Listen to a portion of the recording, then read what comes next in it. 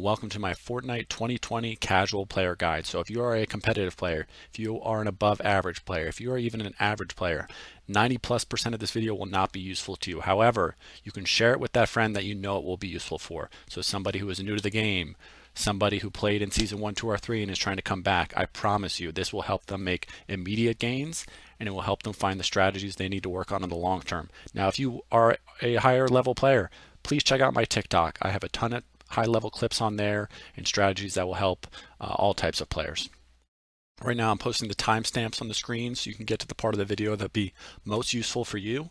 Also, I'll be including that in the description with links to where you can watch me on Twitch, on TikTok, on Instagram, and I'll also be including all the creator codes and the creator maps that I'll be featuring at the end of the video.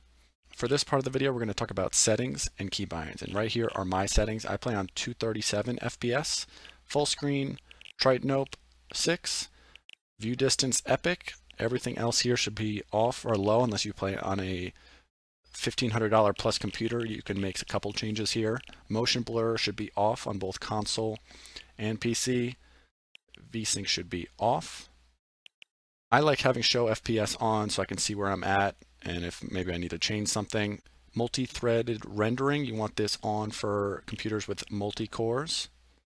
If you have a weaker computer, you probably want to have this one off. For both PC and console, I highly recommend the following. Auto open doors on, sprint by default on, auto store consumables to write on, inventory management and being able to make swaps is super important skill. Confirm edit on release, I recommend that on for most PC players unless you have absolutely optimized keybinds and are using a double keybind.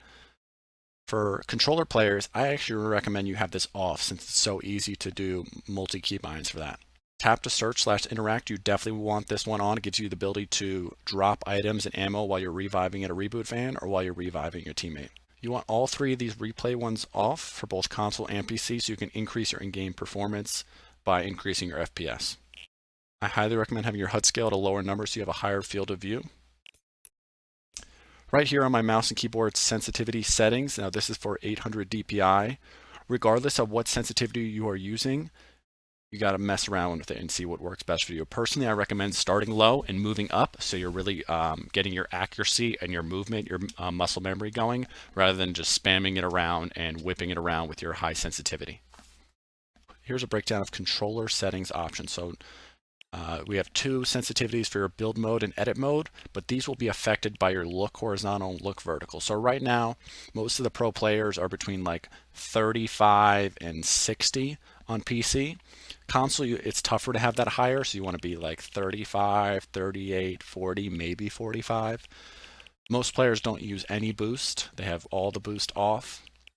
Look horizontal and look vertical. Now this will be depending on this, but you're going to want it from the 9 to 15 range for both of these.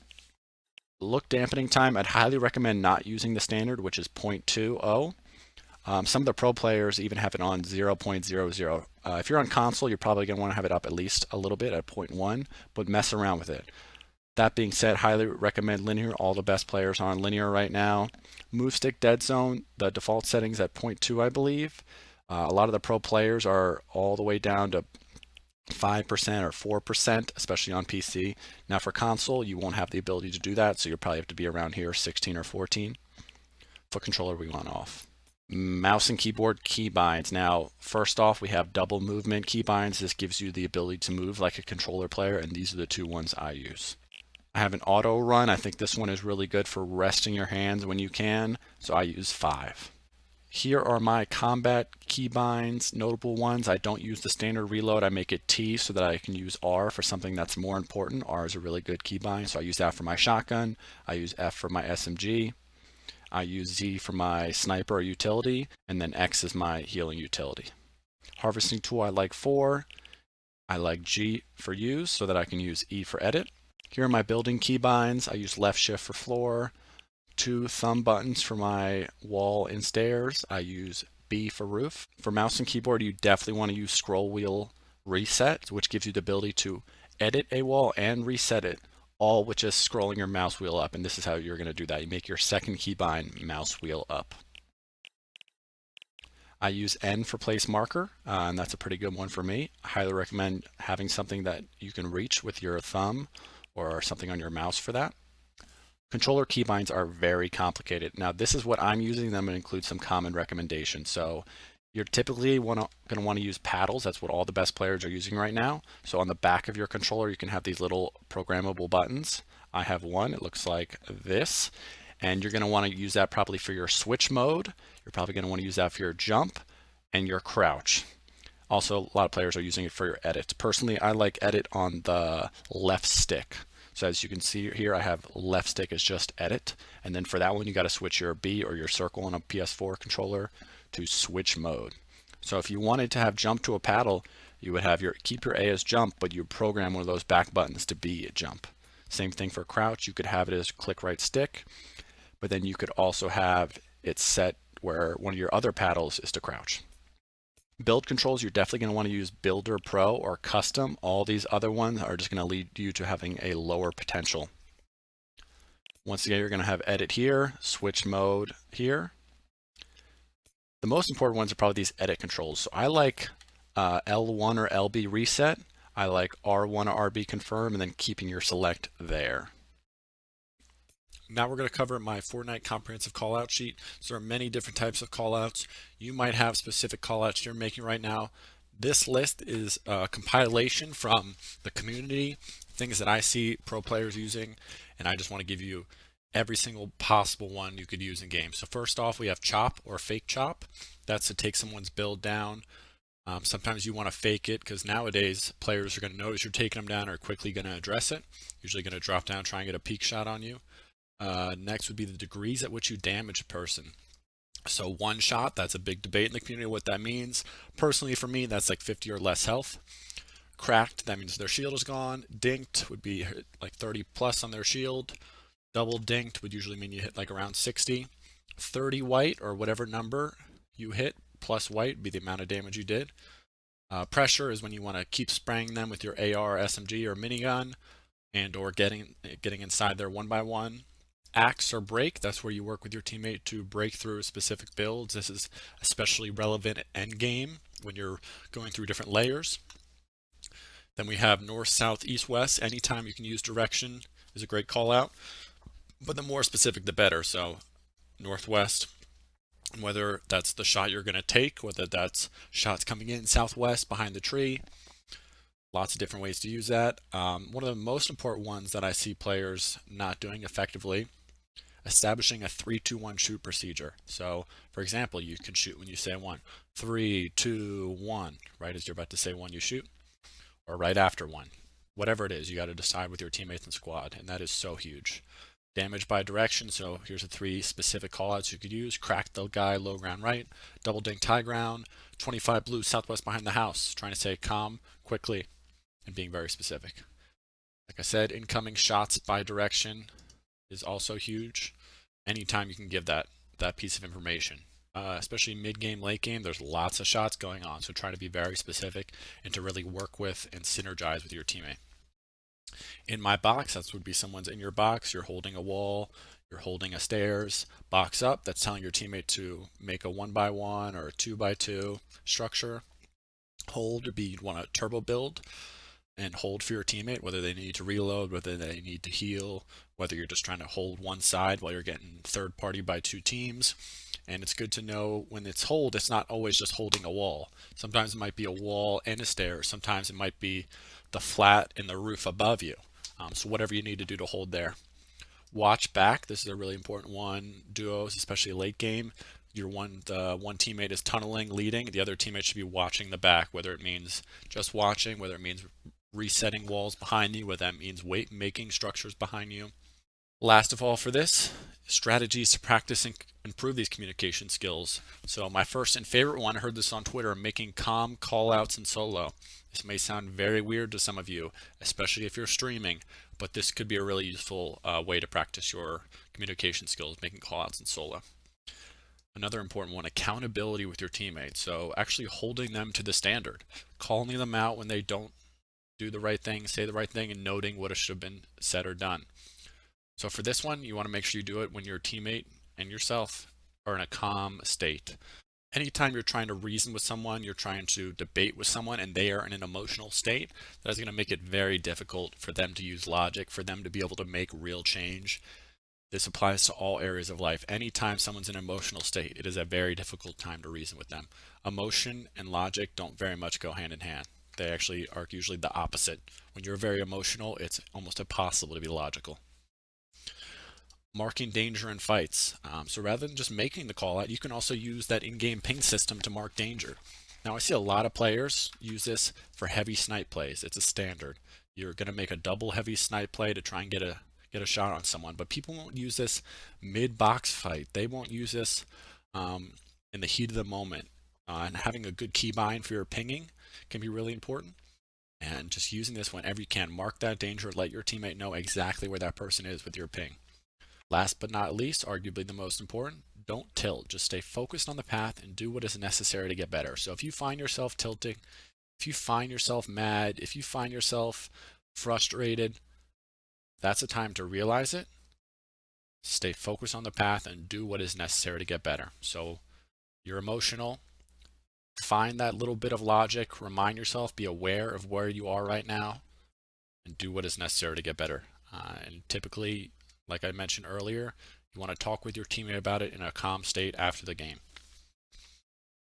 As always, referring back to the sheet and VOD reviewing with your partner, with a friend is a great strategy. You can also watch high quality VOD reviews like I do on Sundays on Twitch, twitch.tv/CoachDoty. And these are a great way to improve your communication skills, a great way to improve all types of skills within Fortnite. VOD reviewing is essential. There are many unique concepts to Fortnite that you do not see in other games. And these different concepts require different strategies and techniques. So the first one is going to be wall take. So my fish here is going to box up. Now, one option I always have here is to just spam and do that. But if he's turbo building, like he just did there, it's going to be very difficult to get bullets through here. And if he has a better ping, bullets will almost never go through. So what I want to do is a wall take. And there he was turbo building, but because I did it the right way, I was able to take his wall. Now from here, obviously I can make a bunch of different edits. He can try and take my wall back, or he might edit out. But wall taking is a very important part of the game. If you're on mouse and keyboard or controller, you should be holding down the button that you use for pickaxe the whole time. You'll know you're doing it right, one, if you can take a person's wall who's actually turbo building, or two, if you see this animation sometimes where you're like not finishing your pickaxe swing, that means you're kind of doing it right and have that muscle memory down. So many options in terms of moves you could do after if you are able to take the wall.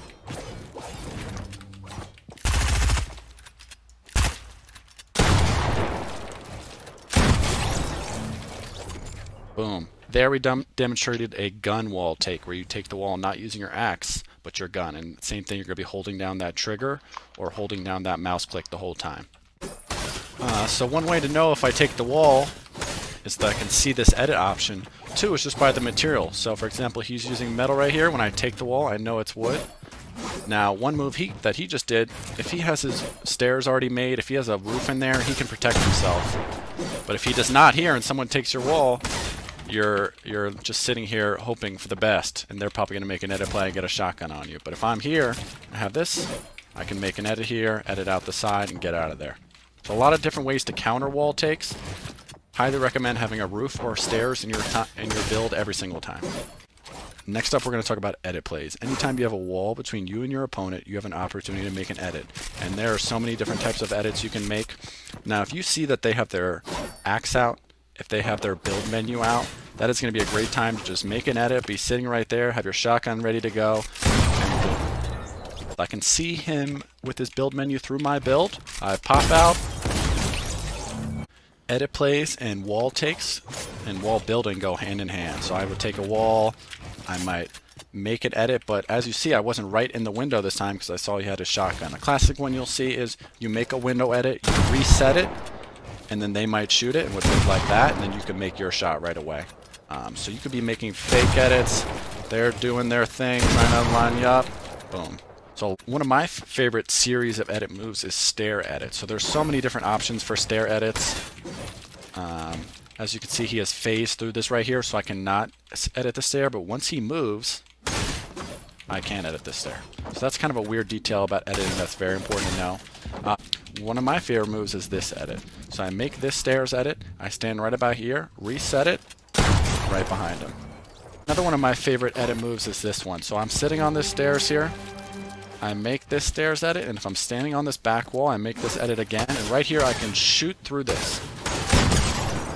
And I can still shoot through this. I can make even edits on this wall. Right as I jump though, I'm not able to shoot it through it anymore. So this one's really great. All it is a stairs rotate, boom. Also really like this classic one. So many options and edits. You gotta find the couple edit moves that you really want to work on. You identify those moves and improve them and start integrating them into your games. Highground retakes. So as you probably know, having the high ground in a fight, in any type of battle, can be an advantage. And the classic one you see is doing a 90, which is wall, wall, flat, stairs. The bad thing about 90s, regardless of which one you pick, is it's not blocking off while you're going up. So as you can see on my way up there, I was not blocked off from above. So if I'm trying to take high ground but someone's above me, they have a good shot on me. Now there's a bunch of other ones where as you go up, you're blocked off. And the classic one is the scissor ramp. You're here, and then people might hit a 90 from here, or they might block off behind them, go up, edit through. A lot of different options. I really like the double scissors ramp. It's one of my favorite ones with some edits. Reverse 90s kind of looks like that, or you could do a reverse 90 into a normal 90. Regardless of which one you're going to do, practice a couple. Make sure you're not just doing 90s and getting hit on the way up. You need to work on building or blocking yourself while going up. So blocking yourself while going up, this is one way to do that. You have a stairs, wall, wall, flat, flat. So that flat above me is so huge. I could do it with this scissor ramp, wall, wall. I block myself up. Another really popular high ground retake right now is the side jumps. So I get blocked off, or if I accidentally block off myself, and I'm going to side jump to land on this. Now from here I could do that scissor ramp right away. Another good option for side jumps is landing right on the stairs after, like that, and then going right into a 90. So many different side jumps. They're a good one to practice. Another one I showed recently was this one. You land on the flat stairs roof. So many different options. You might see a lot of fancy ones where people are editing their roof as they go up and doing a bunch of odd stuff. You do not need those. That is just a fact. It'd definitely be helpful to get at least a decent 90. It'd definitely be helpful to get that scissor ramp down. Those are my two most recommended for the casual player. Now I'd like to talk about Fortnite's unique shooting system, the bloom, the first shot accuracy. And if you don't know the details of this, this can be really important. So if you look at my crosshair here, I'm not aiming in, and it is not a perfectly closed crosshair. But if I aim in here without moving, perfect accuracy. Now if I'm strafing, you can see it goes away. If I go up and down, it goes away. So it is 100% accuracy, even from range. There is damage drop-off on a lot of these guns. As you can see with the SMG, it never has it. Shotgun, never has it. Tactical assault rifle, has it. Has it actually. This one has some of the best. As you can see, I can let my crosshair drop down. Now, understanding this and using this effectively is so important. The big drawback to first shot accuracy is that to do it, you mostly have to stand there out in the open, and that can be very risky. In a game with snipers that can one-shot you. So what a lot of times people will do is move back and forth, and it's believed that crouching back and forth and strafing can help with that accuracy and will give you perfect first shot accuracy. But sometimes you're going to take your first shot, move a little bit, first shot, move a little bit, you could crouch, uncrouch, and as you can see, that's how it works. First shot accuracy, bloom, can be very frustrating, but it is a thing you could work on through aim courses, through shooting at robots, a lot of different ways.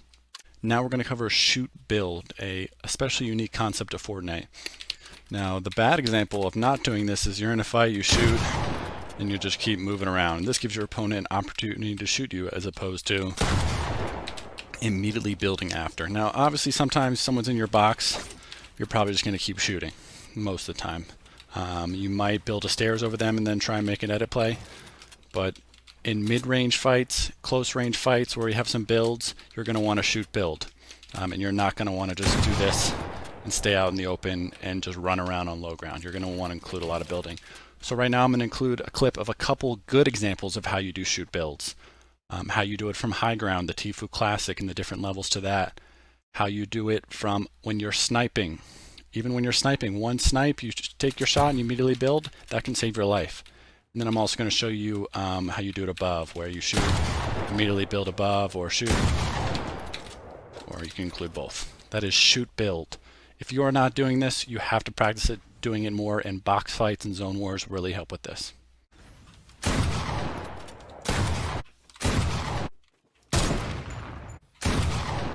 Next up, we have this Chapter 2 edit course made by Inspect. What I really like about this edit course is it is a shorter one. So at the highest level, you can get a little bit over a minute, I believe. Personally, my record is 1:10. Great thing about this edit course, there's a lot of room for creativity, a lot of different types of edits, but my favorite part is it's short. I really don't like anything that's going to make you go longer than a couple minutes. That is just way too taxing on your fingers, hands, wrist. So this one is going to be around 2-3 minutes for super new players. If you could not do this within 2.5 minutes after like 10 tries with breaks in between, you have a lot to gain from practicing this. Even if you're around the 150 mark, you still can gain a lot. As discussed earlier, optimizing keybinds and settings will of course help. This right here is a perfect example of doing what you want to do in the course, changing it to how you like it. Another one I really like is this part where you have bots that can shoot at you. So for this one, I reset, I move up, make this stairs behind me, reset. This stairs behind you is absolutely critical right now, especially for endgame and a bunch of different tunnels, so this is an awesome way to practice it. Regardless of what edit course you choose, they're an absolute essential to getting better and cleaning up your edits. It is all about crosshair placement. Timing is huge, muscle memory is huge, but crosshair placement is so important in editing and building, and these edit courses are going to give you a great measurement of how much you're improving. We have Raider464's Box Fight Practice Map. This map is filled with so many good things you can use to get better. One of my favorite ones is this wall replace Mongrel Classic, but there are so many things going on here that can help you improve.